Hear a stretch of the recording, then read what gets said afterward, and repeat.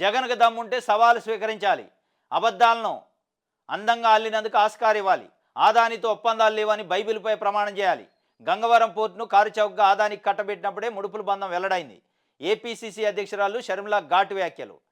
ఇప్పుడు ఏపీలో పరిస్థితి ఏముందంటే, అటు బీజేపీ రాష్ట్ర అధ్యక్షురాలు, ఇటు కాంగ్రెస్ పార్టీ రాష్ట్ర అధ్యక్షురాలు, ఈ ఇద్దరు కూడా మహిళలే.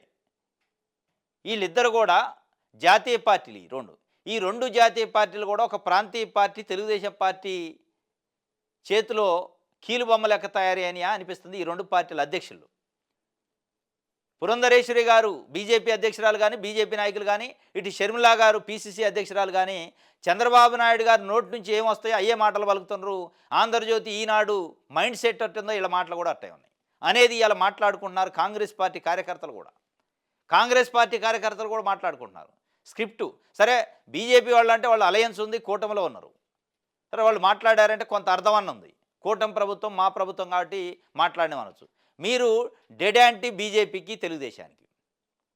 ఎన్డీఏ కూటమికి యాంటీగా ఇండియా కూటమి ఉంది. కాంగ్రెస్ పార్టీ దాన్ని లీడ్ చేస్తుంది.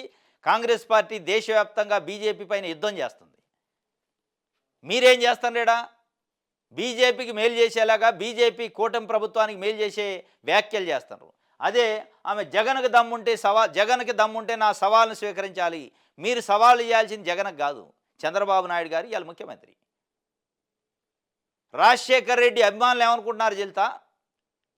రాజశేఖర్ రెడ్డి గారి అభిమానులు ఇవాళ ఏం మాట్లాడుకుంటున్నారంటే, రాజశేఖర్ రెడ్డి అభిమానులతో పాటు సామాన్య ప్రజలు కూడా ఏపీలో మాట్లాడుకునేది, మీరేదో చెప్పారుగా, ఆదానితో ఒప్పందాలు లేవని బైబిల్పై ప్రమాణం చేయాలి అంటున్నారు కదా.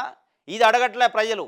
చంద్రబాబు నాయుడు గారితో మీకు లోపాయకారి ఒప్పందం లేదని మీరు నమ్మే బైబిల్ పైన ప్రమాణం చేయండి, ప్రమాణం చేసి చెప్పండి, అప్పుడు మేము మీ స్టేట్మెంట్ నమ్ముతాం అంటున్నారు ప్రజలు.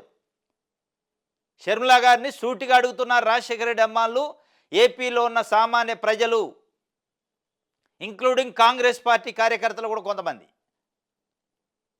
స్వీకరించండి ఆ సవాల్ని.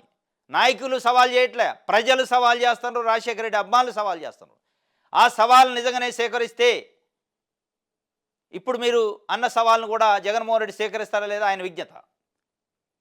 బైబిల్ పైన ప్రమాణాలు చేస్తే కేసులు మాఫీ కావు. జగన్మోహన్ రెడ్డి నిజంగానే ఒకవేళ వచ్చి బైబిల్ పైన ప్రమాణ స్వీకారం చేస్తే అయిపోద్దే కేసు. ఈ విమర్శలన్నీ వదిలేస్తారా? కేసు ఏం లేదని ఒప్పుకుంటారా? మీరు అన్నయ్యన్ని తప్పు అని చెప్పలేసుకుంటారా? క్షమాపణ చెబుతారా? చట్టం అట్టు ఒప్పుకుంటుందా? కానీ మీరు చంద్రబాబు నాయుడు గారి స్క్రిప్ట్ని చదువుతున్నారు. చంద్రబాబు నాయుడు గారితో మీకు లోపాయకారి ఒప్పందాలు ఉన్నాయి కాబట్టి ఆయన నోటి నుంచి ఏం మాటలు రావాలనో అవి మీ నోటి నుంచి వస్తాయి. ఆయనకి మౌత్ పీస్ లేక మీరు తయారయ్యారు, ఒక పీసీసీ అధ్యక్షురాలుగా ఉండని. ఇలా రాజశేఖర రెడ్డి అమ్మాళ్ళు, ఏపీలో ఉన్న ప్రజలు మాట్లాడుకున్నారు, కాంగ్రెస్ పార్టీ కార్యకర్తలు కూడా. ఇవాళ మీకు సవాల్ ఇస్తున్నారు. మీరు కూడా బైబిల్ పైన ప్రమాణం చేయండి. చంద్రబాబు నాయుడు గారితోనూ నాకు ఎట్లాంటి ఒప్పందాలు లేవు, లోపాయకారి ఒప్పందాలు. ఆయన మౌత్ పీస్ని నేను కాను, ఆయన స్క్రిప్ట్ని నేను చదవట్లేదు అని ప్రమాణం చేయండి. ప్రజలు అడుగుతున్నారు.